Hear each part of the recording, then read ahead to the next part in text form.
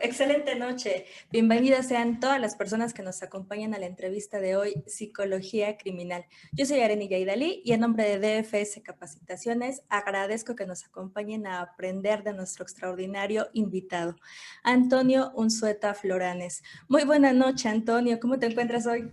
Hola, Dalí. Muy bien. Muchas gracias. Antes que nada, te doy las gracias por la invitación.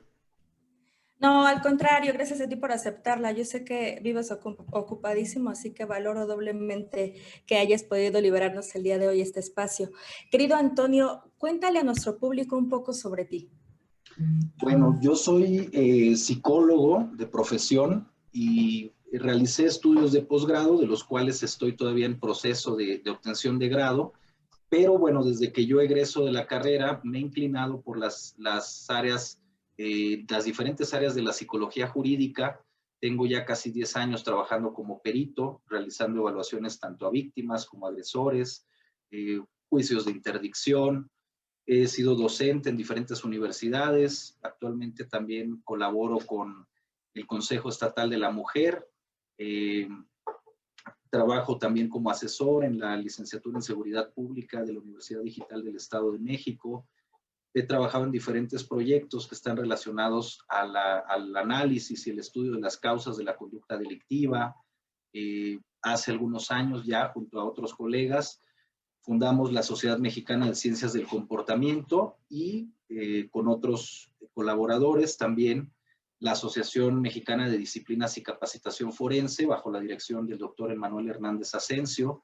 Recientemente también he podido consolidar algunos vínculos a nivel internacional con Ibercrima, el Instituto Iberoamericano de Criminología Aplicada, y con la Asociación Brasileña de Criminología. Llevo ya también algún tiempo participando en congresos nacionales e internacionales, precisamente trabajando particularmente en las áreas de la psicología jurídica, específicamente forense y criminal. No, bueno, pues traes una experiencia tremenda para que la entrevista de hoy sea todo un lujo. Nuevamente te agradezco muchísimo y si estás de acuerdo vamos a empezar. Claro Hay que que sí. aprovechar nuestra hora contigo. Claro. Platícanos un poquito. El tema de hoy es psicología criminal. ¿Cuál es el objeto de estudio de la psicología criminal? Mira, te platico un poquito antes sobre de dónde se desprende la psicología criminal. La psicología jurídica es una rama poco conocida dentro de la psicología que busca relacionar al derecho y la psicología. Digamos que la psicología jurídica es la aplicación de los conocimientos, técnicas y procedimientos de la psicología, particularmente de la psicología clínica y la psicología social, para el estudio, la comprensión y la explicación de la conducta legal de las personas. Entonces, de la psicología jurídica se desprenden diferentes áreas. Está la psicología forense, la psicología criminal, la psicología penitenciaria, algunos autores, porque hay confusión en los términos, algunos toman por sinónimo la psicología forense y la psicología criminal, pero son áreas diferentes que son interdependientes, están interrelacionadas. Pero algunos autores hablan también de la psicología del testimonio, algunos autores hablan de que la victimología se desprende de la psicología jurídica, otros que se desprende de la criminología, pero bueno, prácticamente la psicología criminal busca explicar cómo inciden los factores y los procesos psicológicos en la conducta legal de las personas y particularmente en la comisión de delitos o de actos criminales. Específicamente, la psicología criminal se enfoca en estudiar a la persona que comete un delito o que comete un crimen y explicar cuáles son los factores y procesos y los motivos que esta persona tiene para involucrarse en hechos delictivos. De acuerdo, y ya que lo tocaste, mencionaste la psicología forense. ¿Cuál es el objeto de estudio? ¿A qué se dedica la psicología forense? Podríamos decir que la psicología forense y la psicología criminal están interrelacionadas de que se desprenden de esta misma rama de la psicología jurídica, en el sentido de que buscan comprender y explicar la conducta legal de las personas. La psicología forense es la aplicación de la psicología jurídica particularmente a los procesos judiciales. Pero un psicólogo forense tiene que tener conocimientos también de psicología criminal, de cuáles son los procesos, los trastornos, los factores, rasgos de personalidad que se relacionan a la conducta delictiva. aunque la psicología forense principalmente estudia a las víctimas y el impacto que tiene el delito en las víctimas. Prácticamente el psicólogo forense trata de aportar elementos al impartidor de justicia para que pueda tomar una decisión apegada a derecho, en el sentido de tratar de que la verdad legal sea lo más parecida posible a la verdad objetiva, porque bueno, tenemos en los procesos judiciales 3 tipos de verdad, ¿no? La verdad objetiva, tal cual han ocurrido los hechos; las verdades subjetivas, que son las manifestaciones de las partes, las diferentes hipótesis; y la verdad legal, que sería prácticamente la sentencia. Entonces, las diferentes especialidades o las disciplinas auxiliares de la procuración e impartición de justicia tratan de aportar elementos al operador de justicia, al juzgador, para que pueda dictar una sentencia lo más apegada a derecho y a la verdad histórica. Entonces, el psicólogo forense es aquel especialista que estudia a la víctima, que estudia, en ocasiones también estudia al imputado, para poder establecer una probabilidad razonable de que esta persona, tanto la víctima como el imputado, estén relacionados con el hecho que se denuncia. El psicólogo criminal estudia, no necesariamente interviene en el proceso judicial. Aunque el psicólogo forense tiene que tener conocimientos de psicología criminal y podríamos decir que puede ofrecer un perfil psicológico criminal como un dictamen, ¿no? Cuya denominación puede ser un perfil psicológico criminal o perfil psicológico victimal. El trabajo del psicólogo criminal está enfocado más bien a la investigación y al desarrollo de programas preventivos y programas de tratamiento, al estudio de las causas de la conducta criminal. Y el psicólogo forense a buscar la probabilidad de que una persona haya estado relacionada, ya sea como víctima o como victimario en un hecho delictivo, aunque no necesariamente, porque el psicólogo forense no siempre participa en asuntos penales. A veces, por ejemplo, podemos participar en asuntos judiciales para determinar competencias parentales, idoneidad parental, juicios de interdicción, daño moral, por ejemplo. Entonces, no siempre está relacionado a conducta delictiva o criminal, y la psicología criminal sí. La psicología criminal busca explicar desde el individuo, desde la persona, las causas y los motivos que lo llevan a cometer un crimen o un delito. Ok, maravilloso. Muy, muy buena y muy profunda explicación. Yo ya estoy pensando en cada caso y en cada supuesto y en cada ejemplo, pero seguramente las personas que nos siguen y que no se dedican a esto, se nos pudieron haber perdido.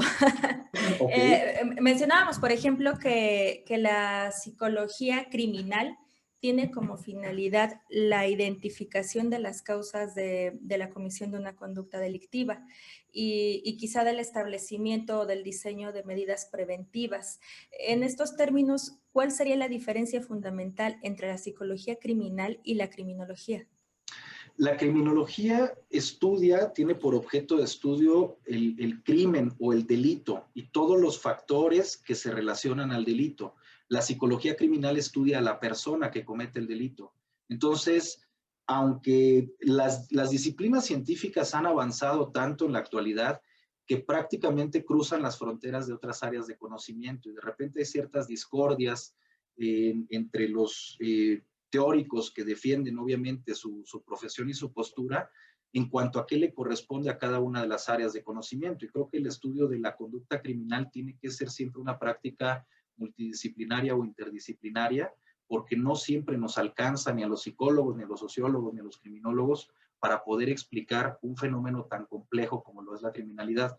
Entonces, la principal diferencia deriva desde el propio objeto de estudio, de conocimiento, ¿no? En el caso de la criminología es el delito mismo, el hecho delictivo y todos los factores que están relacionados, incluyendo a la persona que lo comete, los factores sociales, cuál es la génesis de la conducta criminal, cuáles son los factores quizá económicos, sociales que se relacionan al hecho delictivo.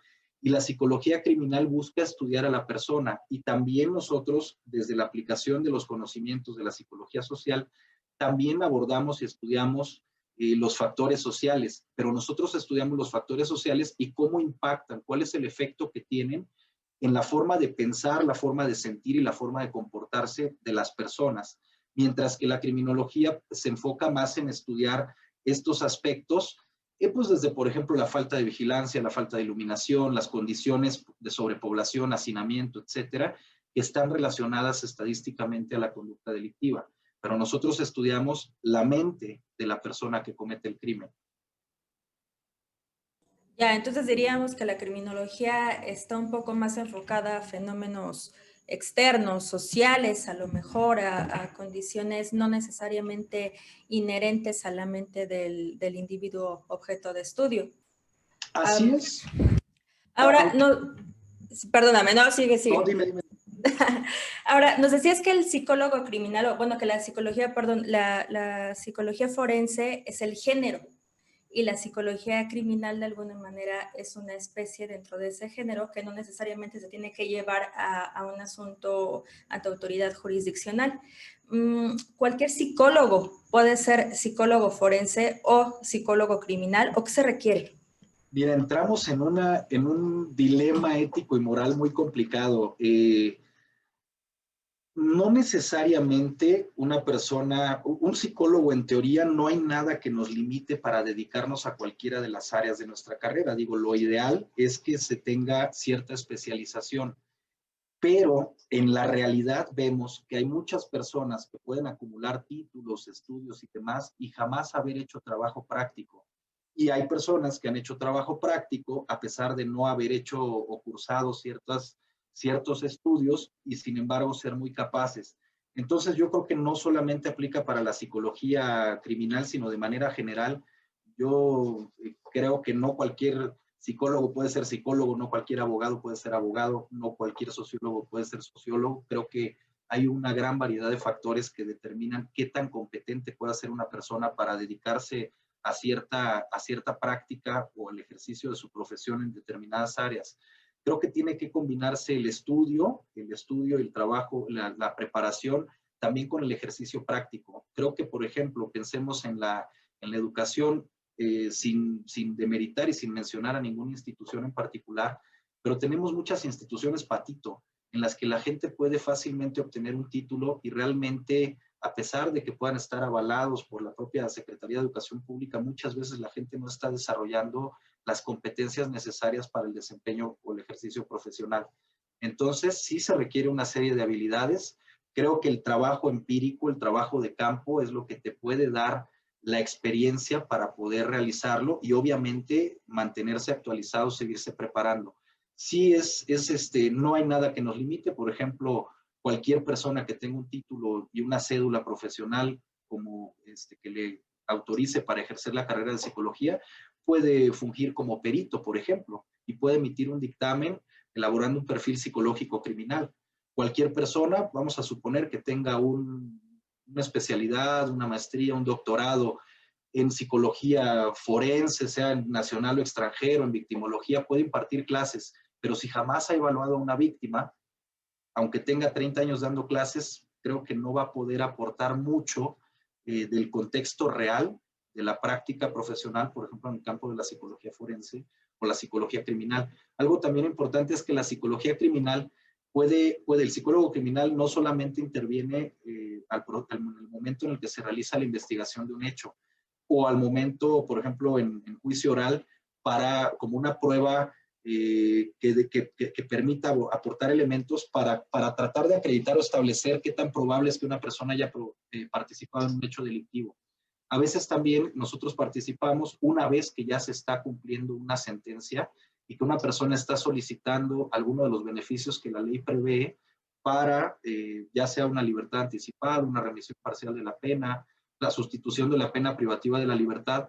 Nosotros podemos hacer un estudio de esta persona que está solicitando el beneficio, que ya está compurgando sentencia en un centro preventivo y de reinserción social, para determinar qué tanto su perfil psicológico en ese momento es compatible o no con el perfil de ingreso, con el perfil con el que ingresó y del que se presume que existen ciertos factores endógenos y exógenos que están relacionados a la conducta que cometió, ¿no? Entonces, determinar o participar y abonar para poder determinar cuál es su nivel de peligrosidad y cuál es el riesgo social de que se le conceda a esta persona el beneficio, ¿no? Por ejemplo, no todas las categorías clínicas que establece el Manual Diagnóstico y Estadístico de los Trastornos Mentales, a pesar de que sí hay algunas patologías que están particularmente relacionadas a la conducta delictiva, pero no siempre la presencia o ausencia va a acreditar que esta persona pueda estar vinculada a un hecho delictivo. Pero vamos a pensar que una persona nos solicita el beneficio y nosotros vemos que al momento en que está solicitando el beneficio, después de 10, 20 años de haber estado en prisión, presenta un trastorno antisocial de la personalidad o cumple los criterios clínicos para el diagnóstico de psicopatía o sociopatía. Entonces, emitir una recomendación respecto a que se le conceda a esta persona el beneficio, pues implicaría una gran responsabilidad, porque si bien no necesariamente la psicopatía o la sociopatía indispensablemente predisponen a una persona o de manera obligatoria va a terminar cometiendo delitos, sí hay una alta probabilidad de que lo haga. Son trastornos que están relacionados tanto a la incidencia delictiva como a la reincidencia delictiva. Ok, excelente. A mí me quedó clarísimo. Y justo iba como un poquito hacia allá, además de, por supuesto, la ética fundamental de dedicarte a lo que sabes, conoces y en lo que tienes experiencia, y no mentirte ni mentirle al cliente, por supuesto. Era un poco más, y ya me lo respondiste, sobre qué te pide una autoridad para que acredites tu capacidad o tu pericia en psicología criminal, por ejemplo. Si basta con que tengas la cédula profesional como psicólogo o requieres realmente algún tipo de capacitación o de especialización adicional. Pero bueno, entendería, confirmando con tu respuesta, únicamente con tu cédula profesional es suficiente para efectos legales, no para efectos competenciales. Sí, para efectos legales, y fíjate que bueno, si me permites abundar un poquito más en el tema, a los peritos particulares se nos permite fungir como peritos únicamente con una cédula profesional. A lo mejor ya, por ejemplo, para los peritos oficiales pudiera haber ciertos requisitos, pero en realidad lo que debe saber el impartidor de justicia o los abogados es que cuando, por ejemplo, nosotros a veces un tipo de informe que es poco conocido y que es uno de los más utilizados cuando por ciertas circunstancias, a veces incluso por la protección del derecho de la víctima a la no revictimización, no se nos permite a los peritos de parte hacer una evaluación directa a la víctima, nosotros podemos emitir un contrainforme. Y un contrainforme es una prueba de refutación, por así decirlo, ¿no? Nosotros vamos a hacer una revisión técnica y metodológica del dictamen pericial o impresión diagnóstica o reporte que haya emitido otro psicólogo, en el caso de los psicólogos forenses o criminales. Pero nosotros no vamos a criticar al profesionista, nosotros vamos a revisar metodológicamente, técnicamente, el dictamen desde su estructura, cada una de sus partes, para determinar, emitir una conclusión respecto a si esta prueba, cuál es el alcance y valor probatorio de este informe. Entonces, en realidad, algo que deben tomar en consideración los impartidores de justicia y los abogados es que el valor de un dictamen o de una prueba no depende de quién la emite, sino de todos los argumentos y todos los medios de prueba y todos los elementos y la metodología que se haya utilizado que le den sustento a ese dictamen. Porque si no podemos caer en la falacia de autoridad, ¿no? En el que se le concede valor probatorio a un dictamen porque las calidades del perito son súper extensas y sin embargo el dictamen no fue integrado debidamente. Entonces, lo que debe analizarse no es tanto el perito, ¿no? Porque el perito puede tener la cédula profesional en psicología o puede tener un gran historial de estudios, pero el dictamen carece de valor probatorio porque no está debidamente integrado, no hay congruencia, no se aplicaron las pruebas idóneas, no se interpretaron de la manera correcta. La psicología forense y criminal tiene una metodología que, si bien se desprende de la psicología, de la psicometría, de diferentes técnicas y teorías psicológicas, no podemos quedarnos o no debemos hacer una evaluación psicológica forense como si estuviéramos haciéndola en un consultorio particular. Por ejemplo, en la psicología forense es indispensable valorar la credibilidad de los testimonios, porque existe una alta probabilidad de simulación. Si no hacemos una evaluación de la simulación y de la credibilidad del testimonio, no aplicamos pruebas estandarizadas, normalizadas, que hayan sido verificados los criterios de validez y confiabilidad y utilizamos pruebas extremadamente subjetivas o nos quedamos únicamente en las técnicas como la entrevista, pruebas proyectivas, ese dictamen carece de valor científico y podemos caer en el error de emitir recomendaciones que lleven a una persona inocente a la cárcel o emitir conclusiones que dejen a una persona culpable en libertad.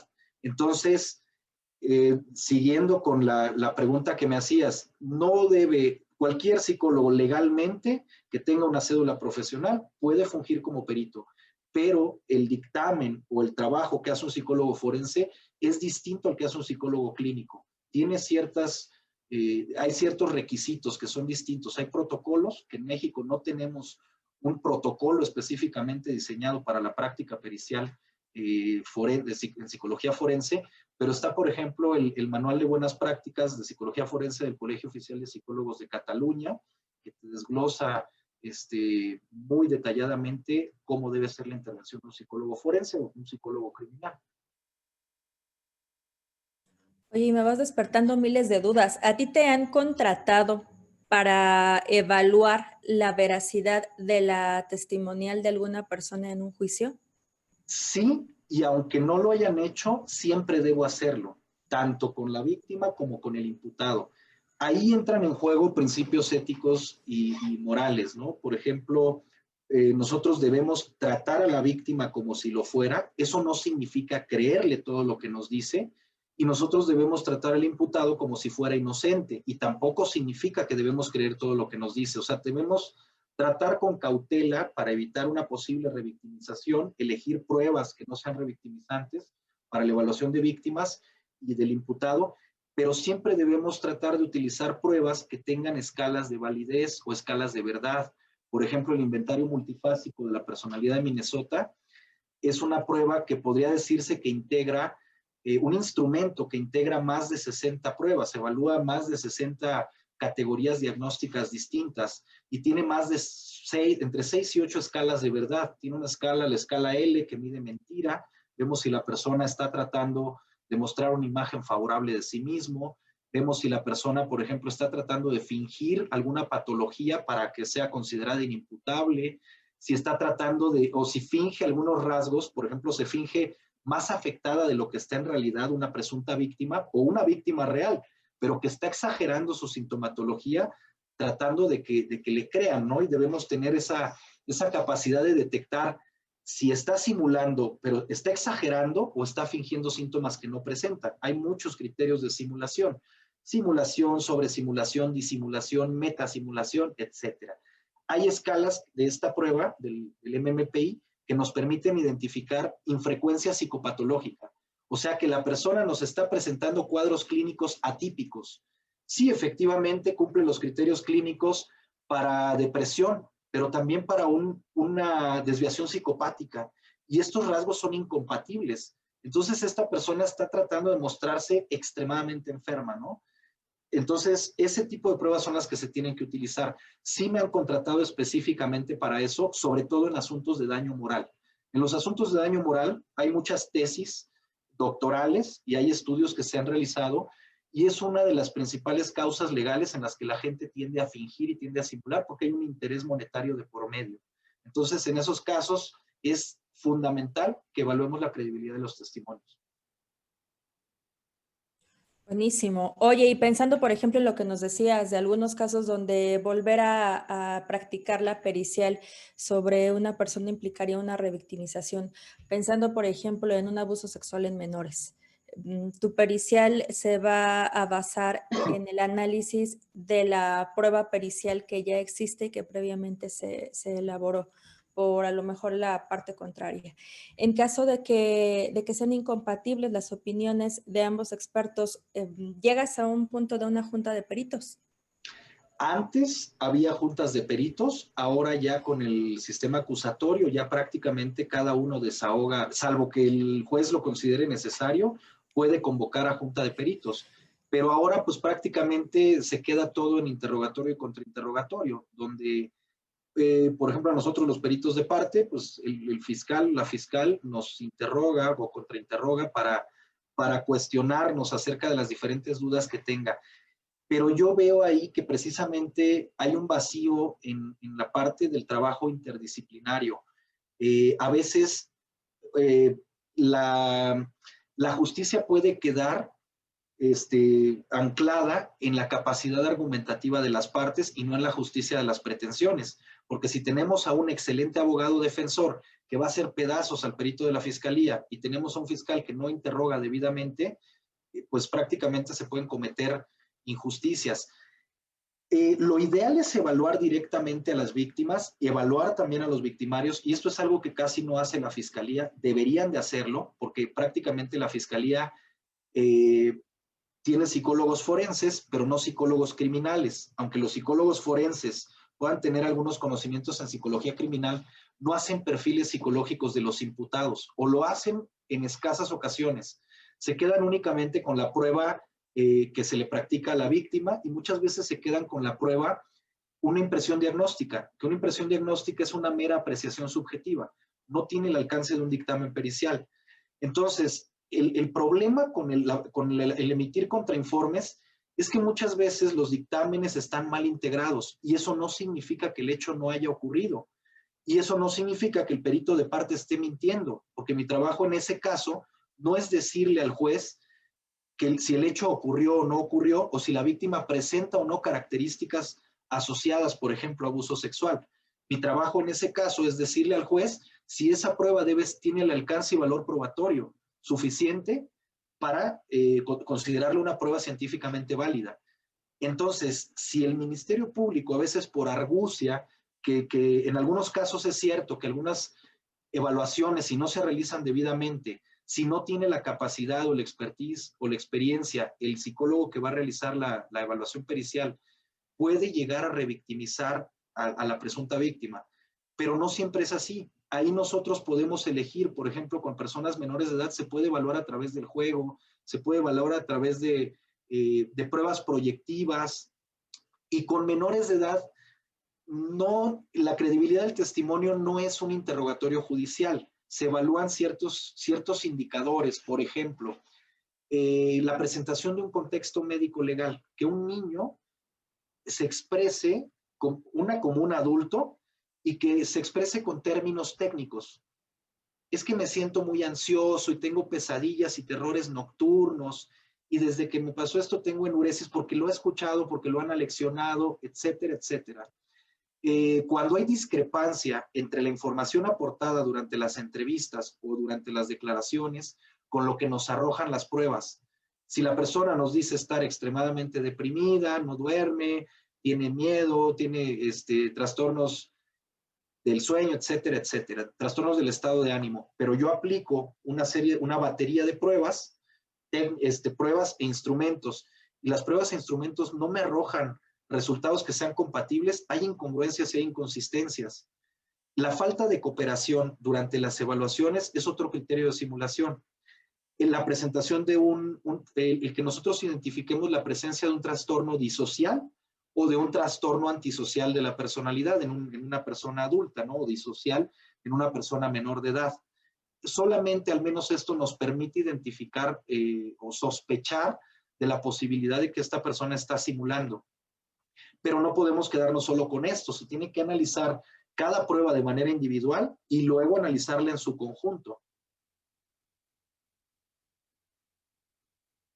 Oye, qué interesante. Y ya has estado mencionando de algún modo, pero te lo voy a preguntar directo. ¿Qué es la victimología? Híjole, la victimología se desprende, algunos autores dicen que de la psicología jurídica, algunos autores hablan de una rama de la psicología jurídica, otros autores como una rama o una disciplina que ahora es independiente, que se desprende de la criminología. Algunos precursores de la victimología está Hans von Hentig, Mendelssohn, por ejemplo, que precisamente al hacer estudios criminológicos, si bien la criminología también contempla el estudio de la víctima, le daba un notorio protagonismo al victimario y dejaba fuera el estudio de la víctima. Entonces estos autores dicen, bueno, la participación de la víctima es fundamental para que se consume el hecho. La víctima tiene una participación activa. La víctima ha hecho o ha dejado de hacer cosas que de alguna manera también se relacionan, o de no haber ocurrido, no se habría cometido el hecho delictivo. Esto no significa, y no debe confundirse, no significa criminalizar a la víctima. La víctima no es culpable de ninguna manera, pero sí es importante analizar cuáles son las características previas de una persona que de alguna manera resulta victimizada. ¿Por qué? Hay dos conceptos, el iter criminis y el iter victimae. Todos aquellos procesos, hechos, experiencias de vida, etcétera, que conducen a una persona a convertirse en criminal. Y el iter victimae, todos aquellos procesos, experiencias de vida, acontecimientos, circunstancias que conducen o encaminan a una persona para convertirse en víctima. Entonces, estos autores, al considerar que la victimología debía ser una disciplina independiente de la criminología y de otras áreas de conocimiento, explican que no podemos dejar de estudiar a la víctima, que es importante entender cuál es el rol que juega, cuál es su participación en el hecho, para poder, además de identificar sus características, poder enseñar a hacer una prevención victimal. No solamente trabajar en las personas que cometen un delito para que modifiquen los factores motivacionales de la conducta delictiva, sino trabajar en las víctimas o las probables víctimas para evitar que se conviertan en víctimas, enseñar a las personas a no ser víctimas. Entonces, bueno, la victimología, así como la criminología estudia el delito, la psicología criminal estudia al delincuente o al criminal, la victimología estudia específicamente a la víctima. Entonces, podríamos decir que es el objeto de estudio lo que de cada una de estas disciplinas, lo que deriva en una denominación distinta para cada una. Debe ser interesantísimo hacer este estudio, ¿no? De las víctimas para poder entender de qué manera nos colocamos en la posición específica en que podemos ser, valga la redundancia, otra vez, víctima de algún tipo de delito, porque seguramente debe haber algún patrón, ya nos platicarás tú en posteriores entrevistas y en los cursos que ofertemos. Claro. Debe haber alguna conducta repetitiva, debe haber algún comportamiento, alguna manera incluso de andar, alguna expresión corporal que atraiga o que detone que la persona que tiende a cometer el delito nos elija como víctimas. Así es, sí, y repito, o sea, no significa nunca que la víctima sea culpable, Claro. sino que de alguna manera hay ciertas conductas, ciertas circunstancias, ciertas características que aumentan la vulnerabilidad, que representan factores de riesgo. Y entonces nosotros tenemos que identificar estos factores de riesgo y factores de vulnerabilidad que colocan a determinadas personas en posición de víctimas o las predisponen de alguna manera a ser víctimas. Ok, bueno, qué interesante. Ya estaremos abriendo un curso de esto, querido Antonio. Claro. Volviendo un poquito a la parte de la psicología criminal, ¿en qué consiste el trabajo de un psicólogo criminal al realizar la evaluación de la persona que cometió el delito? Es decir, ¿cuáles son los métodos que utilizas para analizar a una persona delincuente? Se utiliza, métodos diversos. Generalmente se utiliza el método inductivo, deductivo. De acuerdo, yo tomo mucho el libro de metodología de investigación de Roberto Hernández Sampieri y utilizo generalmente una metodología mixta. Y esto consiste en integrar los conocimientos de la metodología cualitativa y cuantitativa, hacer inducción, ir de lo particular a lo general, el caso a la teoría y después de la teoría al caso, ¿no? Esto ya sería un método deductivo. ¿Por qué? ¿Por qué cualitativo y cuantitativo? Porque utilizo técnicas como la entrevista, como la observación directa, como la valoración del estado mental, como la integración de una historia clínica, la anamnesis, el poder extraer de la historia de vida de la persona aquellos indicadores psicopatológicos. Utilizo también pruebas, como las pruebas proyectivas, que son de alguna manera, están más relacionadas a la teoría cualitativa, son interpretativas, de alguna manera son subjetivas, aunque aportan información muy importante, pero son subjetivas en el sentido de que dos psicólogos, como no existe una estandarización o una normalización de las pruebas, dos psicólogos pueden llegar a conclusiones diferentes del mismo dibujo. Pero bueno, tengo que integrar técnicas, pruebas proyectivas como el test de la figura humana, el test de la persona bajo la lluvia, los test de apercepción temática, los test de frases incompletas, etcétera, etcétera. Y también utilizar instrumentos que son propios de la metodología cuantitativa. Los instrumentos y la metodología cuantitativa tienen una serie de criterios de validez. Son validez, que efectivamente el instrumento haya sido revisado y que efectivamente mida lo que pretende medir. Tiene que tener criterios de confiabilidad, que los resultados sean consistentes a lo largo del tiempo. ¿Por qué? Porque el problema de una prueba proyectiva, por ejemplo, si yo aplico el test de la persona bajo la lluvia, puedo yo obtener el estado emocional de la persona al momento en el que estoy realizando la evaluación. Pero esto no significa, si estoy evaluando a una persona de la que se presume se ha cometido en su agravio un hecho delictivo hace 3 meses, y yo le aplico una prueba que va a medir el estado emocional al momento de la valoración, puedo caer en un falso positivo. Que la prueba me arroje que la persona se siente estresada, ansiosa, que percibe su ambiente como hostil, amenazante, estresante, pero es por el propio entorno en el que estoy evaluando. Y si yo aplico un instrumento que es confiable en el sentido de que mide rasgos consistentes de la personalidad, que no solamente estoy midiendo lo que la persona presenta al momento de la evaluación, sino 6 meses atrás, 1 año atrás, y que probablemente van a ser estos resultados consistentes 6 meses después, 1 año después, los resultados son más confiables. Otro criterio de validez es la normalización, que el instrumento haya normas específicas de aplicación. ¿Cómo se debe aplicar? ¿A qué personas se debe de aplicar? ¿Cuáles son las edades para las que aplica esta prueba? ¿Cuál es el nivel de escolaridad, por ejemplo? ¿Por qué? Porque las pruebas proyectivas no tienen estos criterios. Algunas sí, o sea, por ejemplo, el CAT, ¿no? El CAT es el Children Apperception Test, el test de percepción infantil, y hay versión para niños pequeños, por ejemplo, el CAT-A, con figuras antropomorfizadas de animales, es para niños de 3 años a 10 años. Hay otra versión para niños un poquito mayores y hay una versión para adultos. Pero el test de la persona bajo la lluvia se aplica indiscriminadamente para niños y adultos de todas las edades. Entonces esto me puede arrojar sesgos interpretativos. Las pruebas, los instrumentos tienen normas específicas de aplicación e interpretación. Además de validez, confiabilidad y normalización, son pruebas que deben estar estandarizadas. Quiere decir que esta prueba ha sido diseñada o adaptada específicamente para la población que yo estoy evaluando, porque no será lo mismo. Vamos a pensar en una prueba de inteligencia, el test de Raven, ¿no? El test de J.C. Raven, test de matrices progresivas para la medida de la capacidad intelectual. Los baremos son diferentes para la población inglesa que para la población mexicana.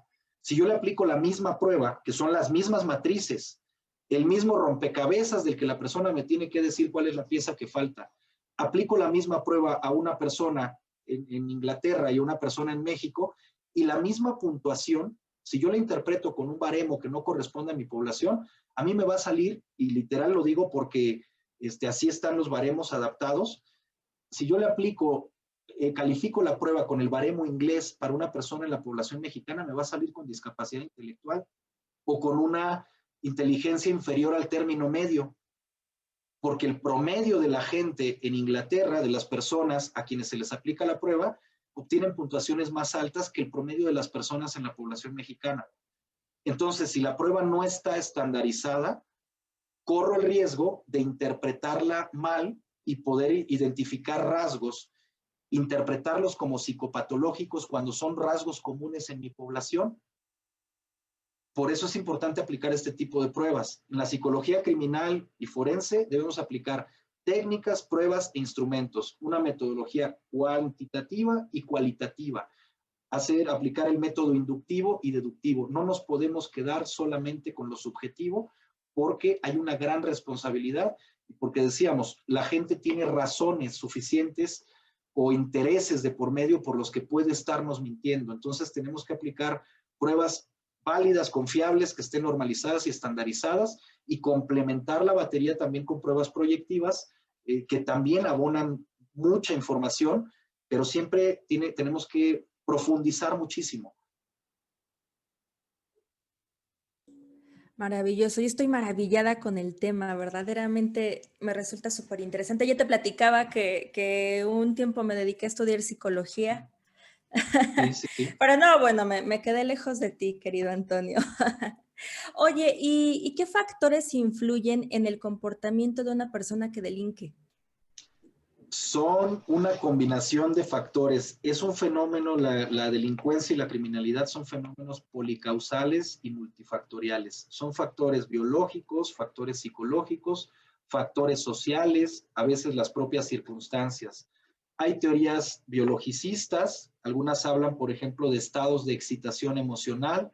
Hay algunas condiciones neurológicas, neuropsicológicas, que pueden dar lugar por ejemplo, una pérdida del control de los impulsos. En el caso específico de la psicopatía, hay un daño en la corteza prefrontal, en el sistema límbico y particularmente la amígdala. No se produce un neurotransmisor, la monoamina oxidasa tipo A, que está relacionada con las emociones y particularmente con la empatía. Hay una disfunción también de las neuronas espejo, son personas que son incapaces de conectarse con las emociones ajenas y de ahí derivan otros rasgos.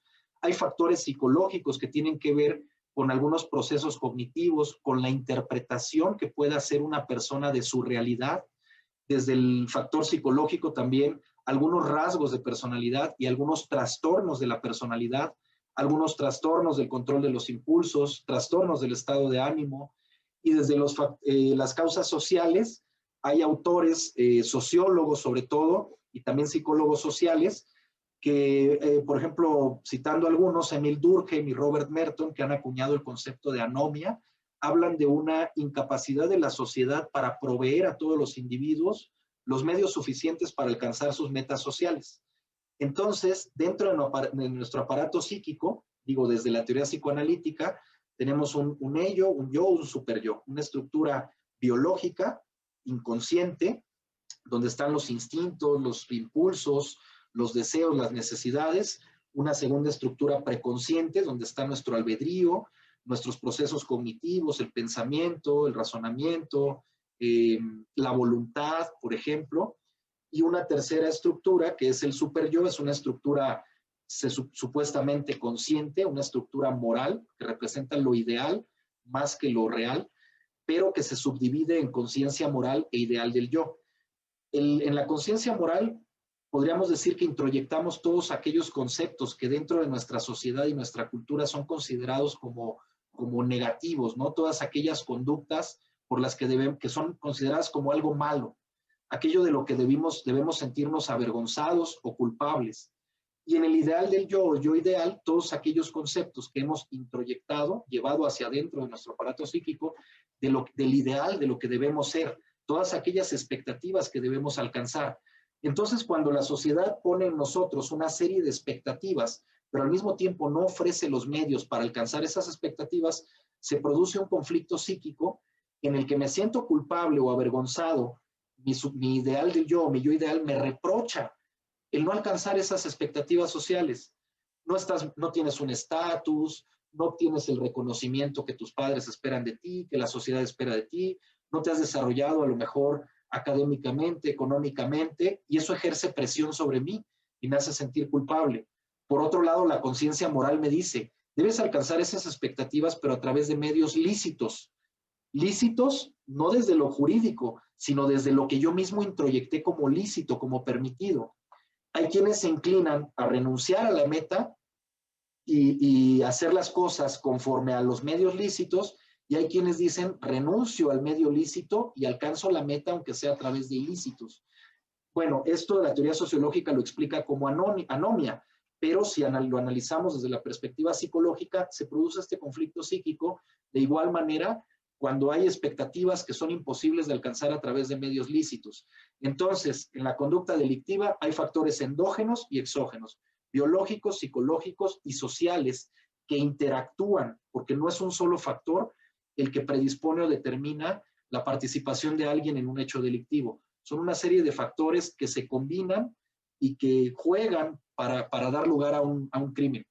En algunos casos incide más el factor biológico, en otros el psicológico, en otros el social, en otros puede ser alguna circunstancia específica, estar viviendo una situación altamente estresante, por ejemplo.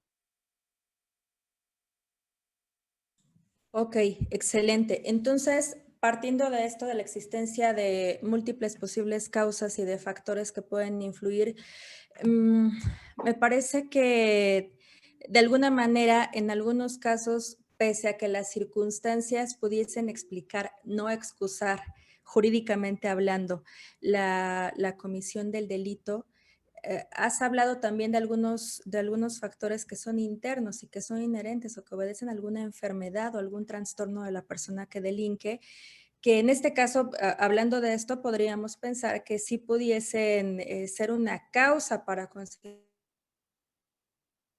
actuó incluso en contra de su voluntad. Es decir, existen casos en que la persona que delinque lo hace por causas ajenas a su voluntad, relacionadas con algún trastorno, por ejemplo, no sé, la cleptomanía. ¿Qué es la cleptomanía?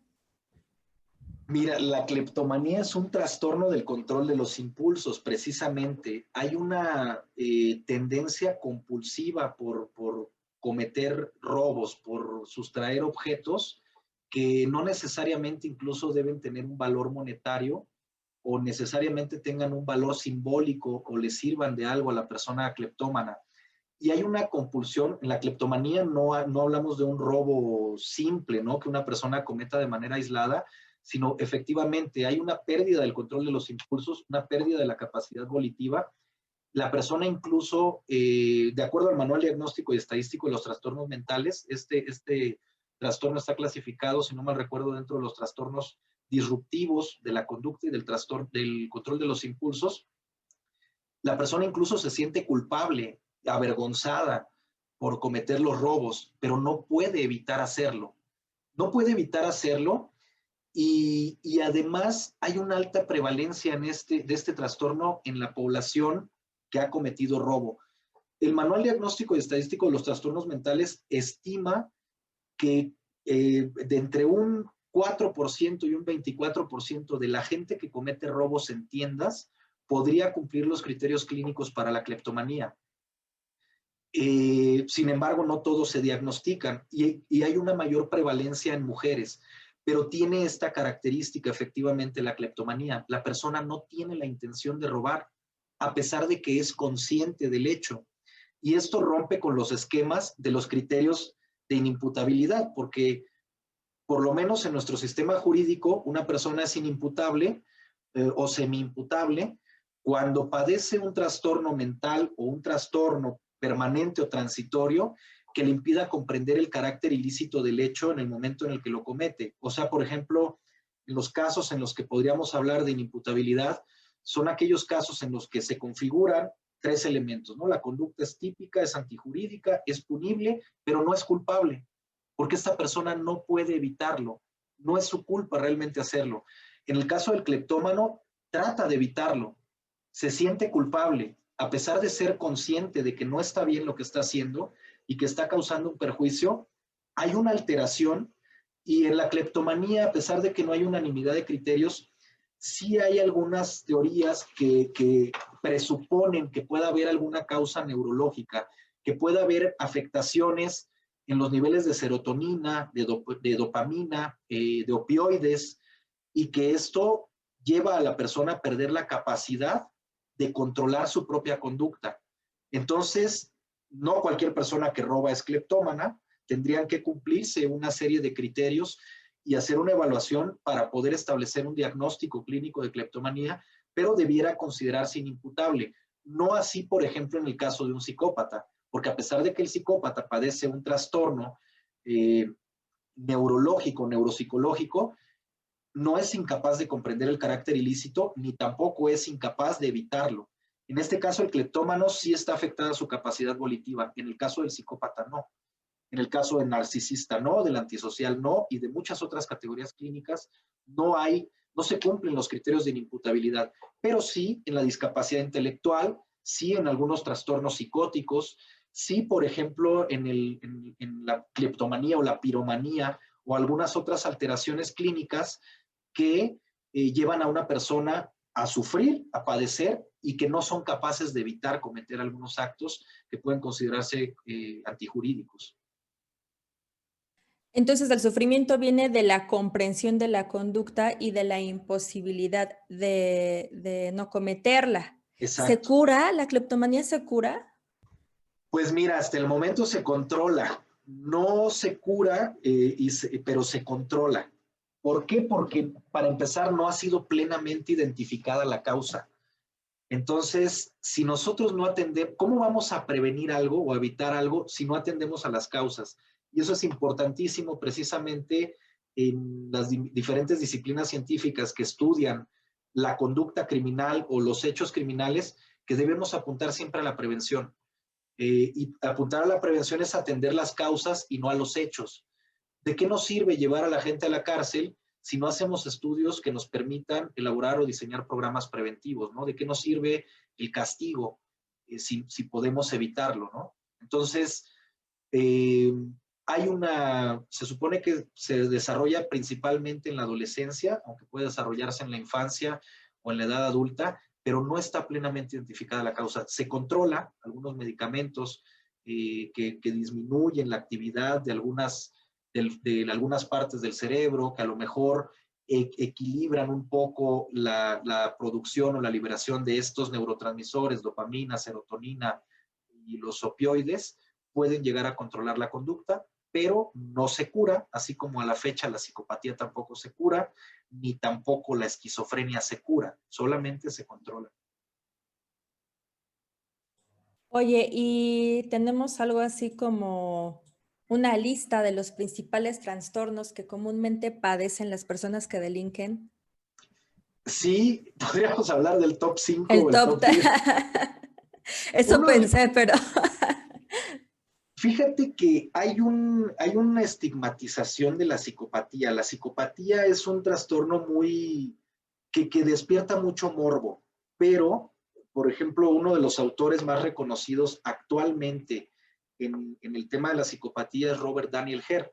Robert Hare precisamente diseña a partir del estudio de los criterios que había identificado previamente Herbie Clickley y que los describe en su libro The Mask of Sanity, donde él describe la psicopatía como una categoría clínica, un trastorno mental que presenta una serie de 16 criterios específicos. Robert Hare amplía este estudio y modifica algunos de los criterios y diseña una escala para la identificación de la psicopatía.